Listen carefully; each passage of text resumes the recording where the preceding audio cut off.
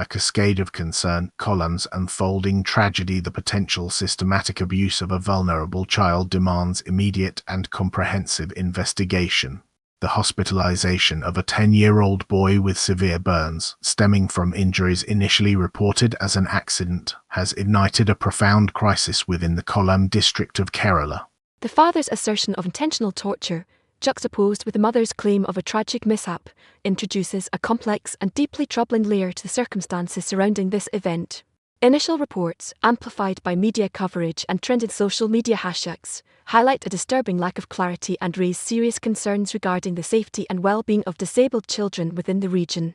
The current police investigation, coupled with the limited information available, underscores the urgent need for a thorough examination of the family's history, the boy's specific vulnerabilities, and potential systemic failures that may have contributed to this devastating situation. Furthermore, the lack of a definitive cause necessitates the swift and impartial determination to safeguard the children at risk.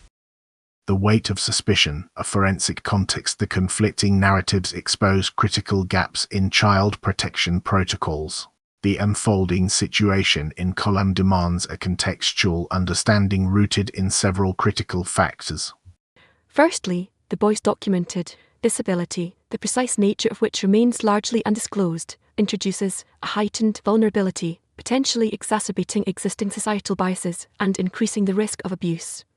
Secondly, the immediate reaction of the family, with opposing narratives emerging almost simultaneously, suggests a possible cover-up, demanding rigorous scrutiny of their statements and potential motivations.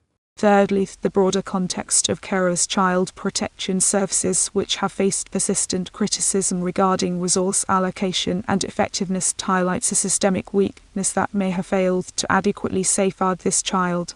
The increasing prevalence of online classified advertising, as evidenced by the article's content, serves as a stark reminder of the potential for exploitation within vulnerable communities and the need for enhanced digital safeguards alongside traditional investigative methods. Ultimately, the investigation must consider the intersection of these factors to determine the true nature of the events and prevent future tragedies.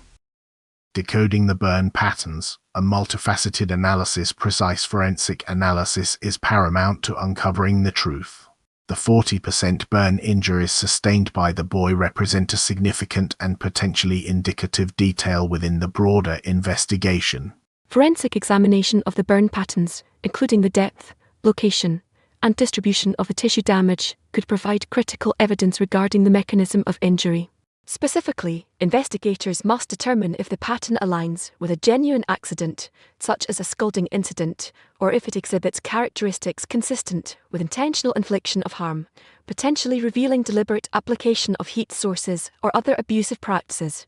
Furthermore, analysis of the boy's physical condition, including any pre-existing injuries or medical history, is crucial to understanding the extent of the trauma and identifying potential contributing factors. The involvement of specialist forensic pathologists and dermatologists is absolutely essential to establish a definitive timeline of events and to provide an objective assessment of the evidence, moving beyond the emotionally charged narratives presented by the family members and focusing on the demonstrable physical realities of the incident. Navigating the uncertainty, risks and strategic responses. Proactive intervention is crucial to mitigating long-term consequences.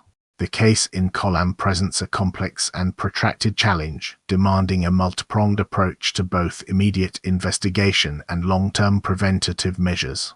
The most immediate risk lies in the potential for further obfuscation or denial, necessitating intensified police scrutiny, including a comprehensive review of the family's finances, digital communications, and interactions with local authorities.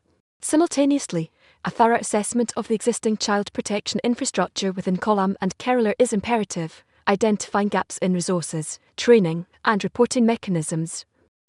Investing in specialized support services for disabled children and their families, coupled with public awareness campaigns addressing issues of abuse and neglect, represents a proactive strategy to prevent similar tragedies from occurring.